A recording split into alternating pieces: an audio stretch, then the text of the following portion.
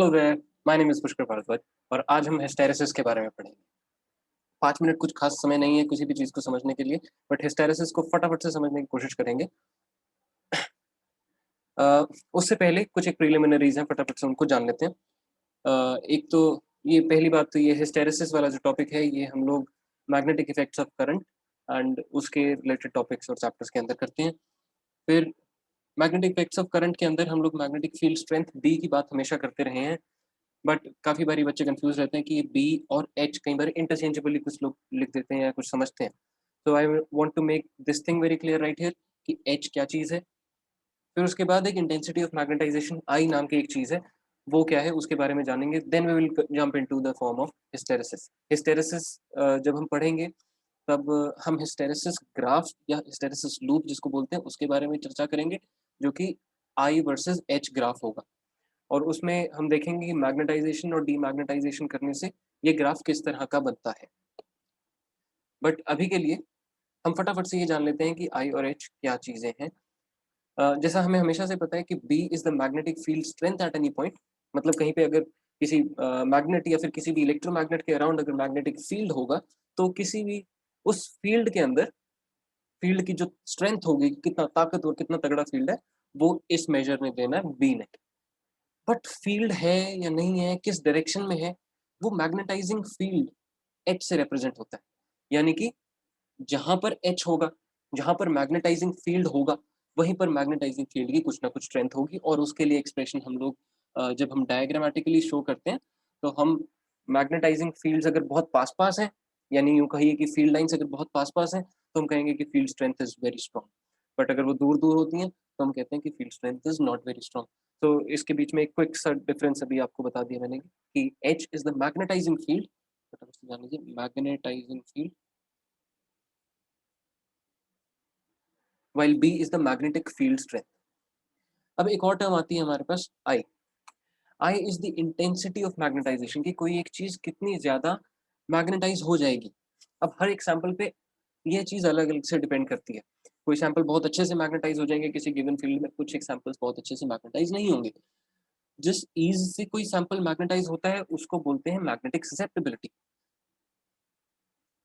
ठीक है, अब अगर इसको फॉर्मली मैं डिफाइन करना चाहूँ इंटेंसिटी ऑफ मैग्नेटाइजेशन को, ये होती है magnetic dipole moment developed. Magnetism किस वजह से होता है? सिर्फ डायपोल मोमेंट्स की वजह से। तो इलेक्ट्रॉन्स घूम रहे होते हैं और इलेक्ट्रॉन के घूमने की वजह से करंट होता है, करंट की वजह से मैग्नेटिक इफेक्ट होता है, और हर एक एटम के अंदर कुछ ना कुछ मैग्नेटिक इफेक्ट होगा। उस छोटे से छोटे मैग्नेटिक इफेक्ट का कुछ ना कुछ मैग्नेटिक मोमेंट होगा, जिसको कि हम NIA से पढ़ते आए हैं अभी तक। तो वो magnetic moment developed in the entire sample divided by the volume. So intensity of magnetization is the magnetic moment developed per unit volume, कि किसी एक सैंपल के अंदर कितना मैग्नेटिक मोमेंट डेवलप हुआ पर यूनिट वॉल्यूम, किसी एक गिवन वॉल्यूम के अंदर कितना मैग्नेटिक मोमेंट डेवलप हुआ, तो इसको इंटेंसिटी ऑफ मैग्नेटाइजेशन कहते हैं। चलिए, तो हिस्टेरेसिस ग्राफ या जो भी हिस्टेरेसिस हमने पढ़ना है, उसमें हम लोग आई यानी इंटेंसिटी ऑफ मैग्नेटाइजेशन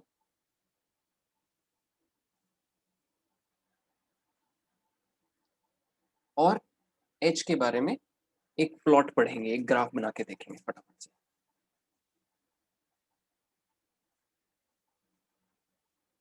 चलिए, अब अगर हम लोग किसी चीज को स्टडी करते हैं तो पूरी तरह से उसकी हम जान चूस के स्टडी करेंगे। मतलब कि कोई भी अगर हमारे पास सैंपल है, जैसे कि सैंपल में किसको कह रहा हूँ, कोई भी मेटल जिसको हम चाहें कि हम उसको मैग्नेटाइज करें या फिर डीमैग्नेटाइज करें, तो उसके डायपोल्स किस तरह अलाइन होते हैं, उनका मैग्नेटाइजिंग फील्ड के साथ क्या लेना देना है, किस तरह से बिहेव करते हैं, उस सब चीज को पढ़ेंगे। मान लीजिए मेरे पास कोई एक मटेरियल है, और कोई एक मटेरियल, और उस मटेरियल को मैंने मैग्नेटिक फील्ड के अंदर रख दिया। अब मैग्नेटिक फील्ड के अंदर रखने की वजह से क्या होगा, जब इसके अंदर इंडिविजुअली थोड़े बहुत डायपोल्स अलाइंड होंगे कहीं ना कहीं। अगर मैं उसको ऐसे ड्रॉ करके आपको दिखाऊं, तो मान लीजिए कोई एक सैंपल है मेरे पास यूं, और उस सैंपल के अंदर मैग्नेटिक डायपोल्स ऑलरेडी प्रेजेंट है। बट क्योंकि सैंपल मैग्नेटाइज नहीं है इनिशियली, तो डायपोल्स अपनी अपने आप से किसी भी डायरेक्शन में अलाइंड है, कैसे भी अलाइंड है रैंडमली, और नेट इफेक्टिव मैग्नेटिक फील्ड उनकी वजह से जीरो बनता है। बट अगर ऐसे ही किसी सैंपल को मैग्नेटिक फील्ड के अंदर रख दिया जाए, मैग्नेटिक फील्ड के अंदर रख दिया जाए तो ये सारे के सारे डाइपोल्स अपने आप को एक गिवन डायरेक्शन में अलाइन कर लेंगे, और वो भी किस चीज पर डिपेंड करेगा कि कितनी ईज से ये सभी एक डायरेक्शन में अलाइन हो जाते हैं। उसको ससेप्टेबिलिटी बोला है हमने। चलिए वो अलग चीज है। पर हमने बाहर से मैग्नेटिक फील्ड लगाया और उसकी वजह से सारे के सारे डाइपोल्स एक गिवन डायरेक्शन में अलाइन हो गए। ठीक है, इसको मैग्नेटाइजेशन कहेंगे। हम इसी तरह की मैग्नेटाइज करेंगे पहले ऑब्जेक्ट को, फिर उससे एक्सटर्नल मैग्नेटिक फील्ड हटा लेंगे, फिर उस पे बाहर से ऑपोजिट डायरेक्शन का मैग्नेटिक फील्ड लगा के देखेंगे, और फिर देखेंगे कि हमारे सैंपल के साथ क्या क्या होता है, इसकी मैग्नेटिक प्रॉपर्टीज में क्या क्या परिवर्तन आते हैं। इसको ही हम हिस्टेरेसिस ग्राफ के साथ पढ़ने वाले हैं। तो बहुत सिंपल सी बात है। सबसे पहले किसी सैंपल को आपने अगर रैंडम सैंपल को अगर मैग्नेटिक फील्ड के अंदर रख दिया तो फील्ड के अलोंग उसके सारे के सारे डाइपोल्स अलाइन हो जाएंगे।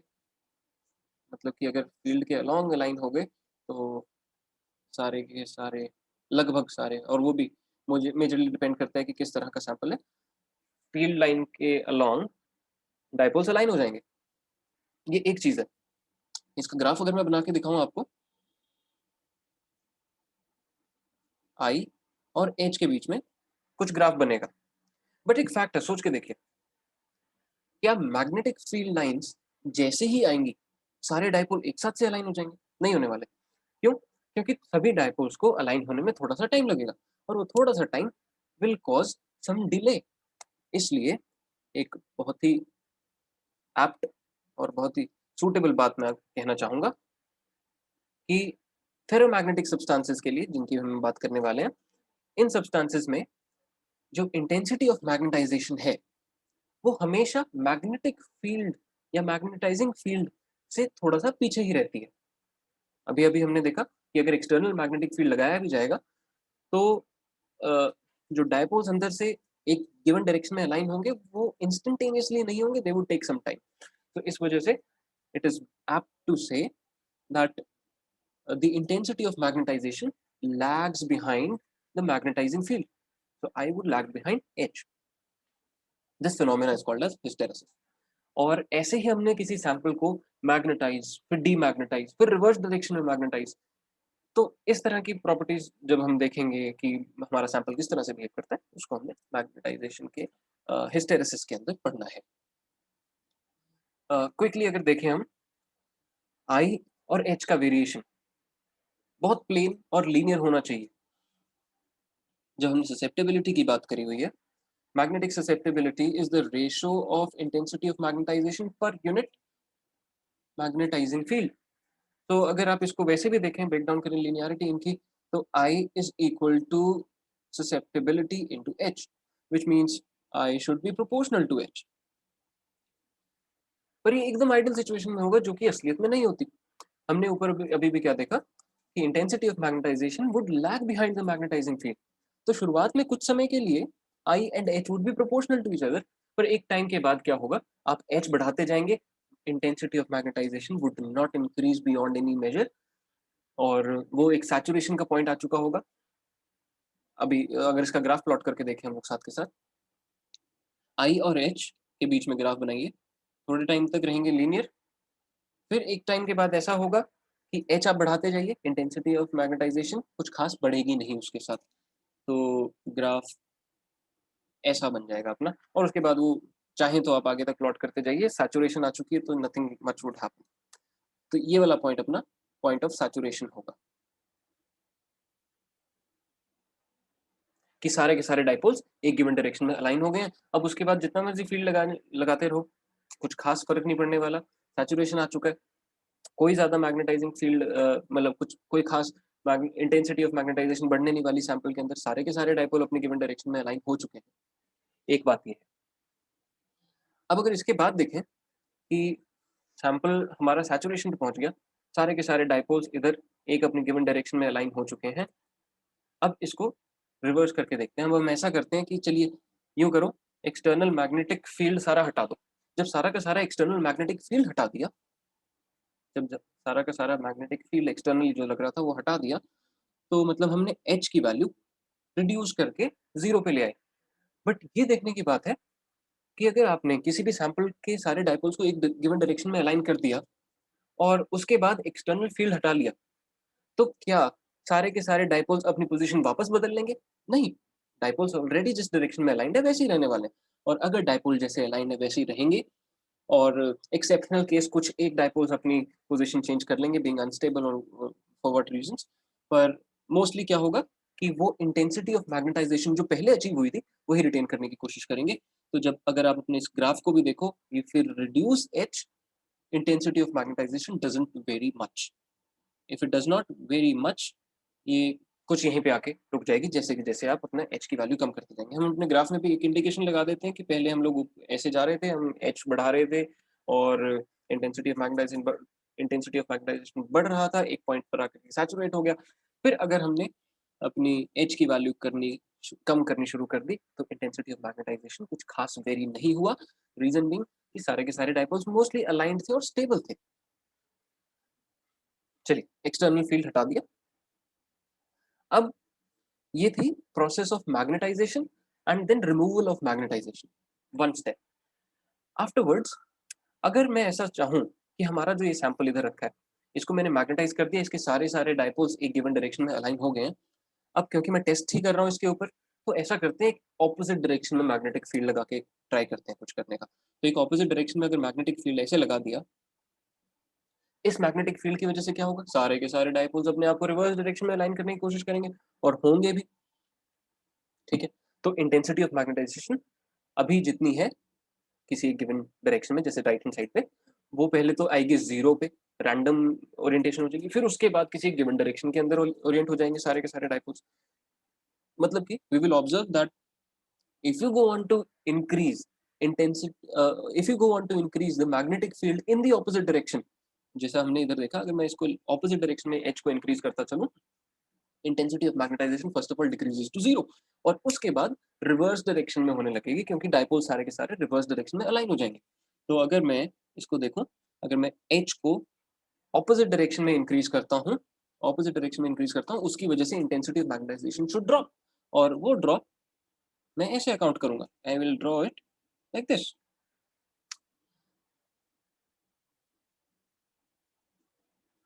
या और ये पॉइंट ऐसा होगा जिस पॉइंट पे आकर के हम कहेंगे कि intensity of magnetisation has become zero, और वो जो एक्सटर्नल मैग्नेटिक फील्ड आपने लगाया जिसकी वजह से इंटेंसिटी ऑफ मैग्नेटाइजेशन जीरो हो गई, ऑपोजिट डायरेक्शन में लगाया जिसकी वजह से इंटेंसिटी ऑफ मैग्नेटाइजेशन जीरो होगी, this value of H has a special name, it is called as coercivity. और जो हमने ऊपर देखा पॉइंट कि जहां पे आपने एक्सटर्नल मैग्नेटिक फील्ड को रिमूव कर दिया, उसके बाद जो इंटेंसिटी ऑफ मैग्नेटाइजेशन बच गई, उस वैल्यू को कहा जाता है रिटेंटिविटी, मतलब कितना मैग्नेटिज्म रिटेन कर लिया किसी ऑब्जेक्ट ने, this is called as retentivity.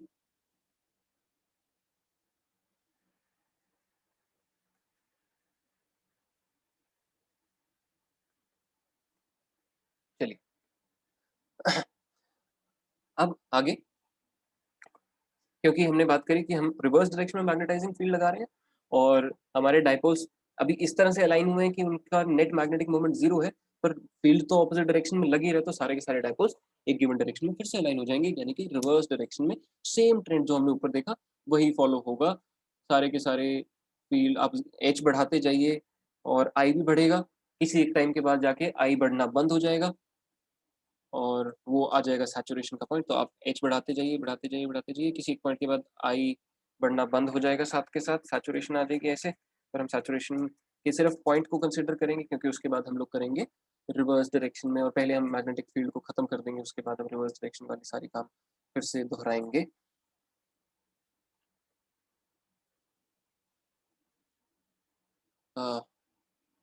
ऐसे, तो अगेन ये दूसरा सैचुरेशन पॉइंट आप कह लीजिए जो रिवर्स डायरेक्शन में हमने एक्सपीरियंस करा। एरोज अपने साथ के साथ मेंटेन करते चलेंगे। अब यहाँ से भी रिवर्स डायरेक्शन का भी अगर मैग्नेटिक फील्ड हटा दिया, मैग्नेटिक फील्ड अगर रिवर्स डायरेक्शन का भी हटा दिया, तो क्या होगा कि सारे के सारे जो डाइपोल्स अब ऑपोजिट डायरेक्शन में जो अलाइन हो चुके थे वो वैसे ही रहेंगे, उनमें कुछ खास परिवर्तन नहीं आने वाला। और क्योंकि उनमें कुछ खास परिवर्तन नहीं आना, क्योंकि उनकी कुछ रिटेंटिविटी है, तो इस वजह से सारे के सारे डाइपोल मोस्टली उसी डायरेक्शन में अलाइन रहेंगे। As a result there would be some intensity of magnetization. उसको रिटेंटिविटी बोलेंगे। और फिर से हम सेम साइकिल फिर से दोहरा देंगे कि अगर हम फिर से ऑपोजिट डायरेक्शन से मैग्नेटिक फील्ड लगाना शुरू कर दें, मतलब यहाँ से मैग्नेटिक फील्ड लगाना शुरू कर दें, तो क्या होगा? तो सारे के सारे डाइपोल्स पहले अपने आप को रिअलाइन करेंगे ऐसे ही कि उनका इंटेंसिटी ऑफ मैग्नेटाइजेशन 0 हो जाए, फिर अगेन वो फील्ड की डायरेक्शन में अपने आप को अलाइन कर लेंगे। तो ग्राफ जो है ये वाला फिर से बढ़ते हुए ऐसे जाएगा, I becomes 0 at this point for this value of H, और फिर से मैग्नेटाइजेशन वाली सेम प्रोसेस, और फिर I और H जो है इनवर्सली डायरेक्टली रिलेटेड होंगे एक दूसरे के साथ, पर एक टाइम के बाद जाके कि I सैचुरेट हो जाएगा, H की वैल्यू बढ़ाते जाइए, I will not vary as much. तो ग्राफ्स हमारे इस तरह से होंगे। ये वाली साइकिल की अपने आप को रिपीट करती रहेगी, और ये जो हमने लूप बना लिया एक तरह से, हमारा एक्स और वाई एक्सिस जो हमने इंटेंसिटी ऑफ मैग्नेटाइजेशन और मैग्नेटाइजिंग फील्ड के बीच में जो ग्राफ बनाया है, this is in the form of a loop. क्योंकि जो देखेंगे आप, ये सिर्फ फर्स्ट वाली साइकिल है, जो ये जो फर्स्ट वाली हमारा प्लॉटिंग है वो बीच से है, otherwise this is forming a complete loop, ऐसे जाके घूम के फिर से वापस और फिर से ऐसे आ रहा है। तो if it forms a loop, हम इसको लूप कह सकते हैं काफी legitimately. This is called as a hysteresis loop. And area under this loop depends upon material to material, because area under the hysteresis loop represents the energy lost per unit volume by the sample। कि magnetise करा, फिर demagnetise करा, फिर रीमैग्नेटाइज करा, तो उसमें कुछ ना कुछ एनर्जी लगेगी, और जितनी एनर्जी लगी पर यूनिट वॉल्यूम की अगर बात करें, तो वो एरिया अंडर दिस लूप से दिया जाता है, एरिया अंडर दिस कर्व से दिया जाता है, और इस वजह से सैंपल टू सैंपल वेरी कर सकता है। That's all, thank you so much.